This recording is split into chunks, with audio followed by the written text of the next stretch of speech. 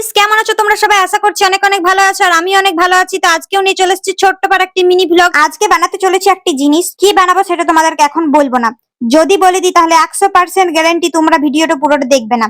আমি জানি তোমরা আমার মতন কুড়িয়ে বেটো। তাই দেখো এদিকে পুদিনা পাতা নিতে চলে এসেছি। তো চলো বেশি না বুকে ভাত, ভিডিওটাও ভালো করে শুরু করা যাক নাকি। আর এখন যাবো হচ্ছে বাড়ি, তো বান্ধবী দেখো এখন নিচে। আর এটা হচ্ছে একটা ঠাকুমাদের ঘর, ঠিক আছে। তো ঠাকুমাদের ঘরে নিতে এসেছিলাম, আর বালতিটা দেখে ভাবো না বালতি করে এক বালতি তুলেছি, না না, লোকের পেয়ে এক বালতি তুলিলি নে, যতটা দরকার ছিল ততটাই লিনছি। তারপরে চলে এসছে এখন ঘর, আর এই যে দেখো প্লেটে সাজাই লিনছি। জানি জানি এবার তোমরা ভাবছো যে আম মাখা করবো, কিন্তু আম মাখা করবো না। ভিডিওটা দেখো তবেই তো না, বলি দেবো নাকি সবকিছু, তাহলে তো তোমরা ভিডিওটা দেখবেই না। এই যে এখন দেখো প্রতিবারের মতন বান্ধবী এখন আমটা কাটতে শুরু করে দিচ্ছে, কারণ তোমরা তো জানোই যে আমি কাটতে জানি না। তারপরে আমটাকে ভালো করে কেটে এখন জলে ধুয়ে নেবো, তারপরে দিন দেবো মিক্সিতে, কারণ ওটাকে ভালো করে পেস্ট করতে হবে, তবেই জিনিসটা তৈরি হবে। আশা করি তোমাদের ধারণাটা আস্তে আস্তে চেঞ্জ হচ্ছে যে না এরা আম মাখা করবে না, অন্য কিছু করবে। তোমরাও ট্রাই করে দেখতে পারো, দারুণ হচ্ছিল কিন্তু। দেখো তারপরে বুঝতেই পারবে যে কি করেছিলাম। মিক্সিতে ভালো করে পেস্ট করার আগে আমরা প্রথমে জলজিরা, নুন, কাঁচা লঙ্কা, তারপর পুদিনা পাতা আমরা দিয়েছিলাম, তারপরেই আমরা পেস্ট করব।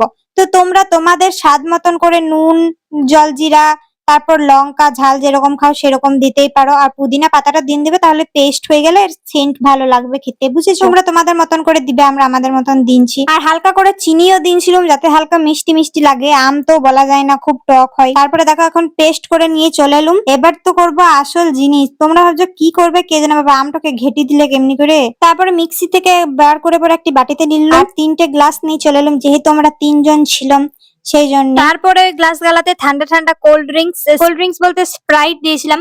আমরা 3জন ছিলাম যেহেতু, সেই জন্য ছোট বোতল নিয়ে এসেছিলাম, কারণ প্রথমবার বানাচ্ছি। যদি খেতে খারাপ লাগে বলা তো যায় না বাবা, শুধু শুধু টাকা পয়সা গুলো নষ্ট করে লাভ নাই।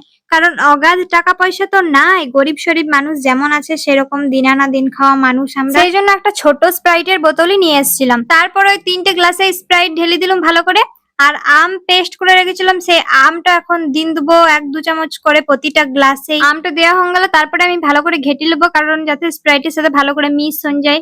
মিক্স হয়ে গেলেই তো খেতে ভালো লাগবে নাকি, সেই জন্য চামচ দিয়ে ভালো করে আমি 3টে গ্লাসে ঘেটে লিছি। তো ভিডিওটা অনেকদিন আগেই করেছিলাম, কিন্তু পোস্ট করা হয়নি, যখন সে অনেক গরম পড়ছিল না তখন।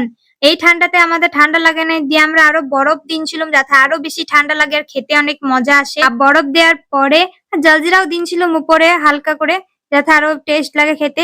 আর মানে কেমন হয়েছিল খেতে সেটা তোমরা আমার মুখের এক্সপ্রেশন দেখেই বুঝতে পারবে। তোমরাও বাড়িতে একবার ট্রাই করে দেখবে, মানে কোথাও যদি রোদে রোদে আসো বাড়ি, তারপরে এটা খাবে না, হেভি মজা লাগবে। তো আজকের মতো এটুকুই, ভিডিওটা এখানেই শেষ করছি। দেখা হচ্ছে নেক্সট ব্লগে, ততক্ষণের জন্য তোমরা সবাই ভালো থেকো, সুস্থ থেকো, টাটা।